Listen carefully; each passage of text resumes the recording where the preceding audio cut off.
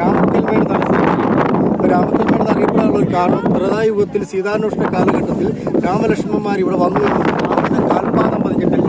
അങ്ങനെയാണ് സ്ഥലത്തിന് രാമക്കൽമേട് പേര് വന്നിരിക്കുന്നത്.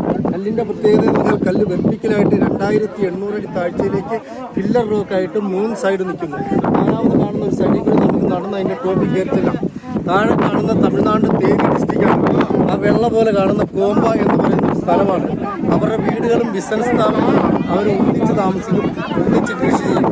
ഇതെല്ലാം 80 അടി 90 അടി ഹൈറ്റുള്ള തെങ്ങിനുള്ള താഴെ കാണുന്നത്. ഇങ്ങോട്ട് മാറിയിട്ട് ഉരുണ്ടുകൊണ്ട് കാണുന്ന പുളിമരങ്ങളാണ്. ചെറിയ പച്ചപ്പാകുന്ന നിലക്കടല, വഴുതന, വെണ്ട, തക്കാളി, കോവിസ് അങ്ങനെയുള്ള കൃഷികളാണ്.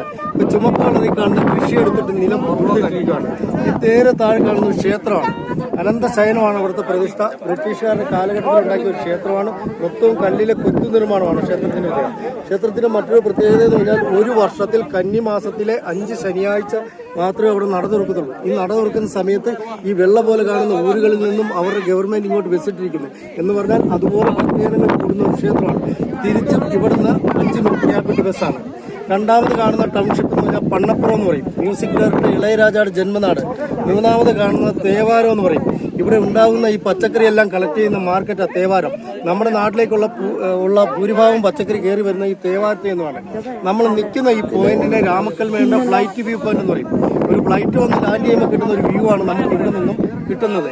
ഏഷ്യൻ ഭൂഖണ്ഡത്തിൽ ഏറ്റവും വേഗതയിൽ കാറ്റടിക്കുന്ന സ്ഥലം രാമക്കൽമേടാണ്. ഇത് PSC ക്വസ്റ്റ്യനിലേക്കുള്ളതാണ്. ഏഷ്യൻ ഭൂഖണ്ഡത്തിൽ ഏറ്റവും വേഗതയിൽ കാറ്റടിക്കുന്ന സ്ഥലം. പഠിക്കുന്ന പിള്ളേർക്കൊക്കെ ഉപകാരപ്പെടും. മനസ്സിലായോ? അപ്പൊ ഇതൊക്കെയാണ് ഇവിടുത്തെ കാഴ്ചകൾ. ഇതിന് ശേഷം മനസ്സിലായോ? ഇനി ലാസ്റ്റ് നമ്മൾ കൊണ്ടുവിടുന്ന സ്ഥലം ആ കാണാനാണ്. കുറുവൻകുറുത്തി എന്ന് പറയും. ഒരു കുറുവൻകുറുത്തിയുടെ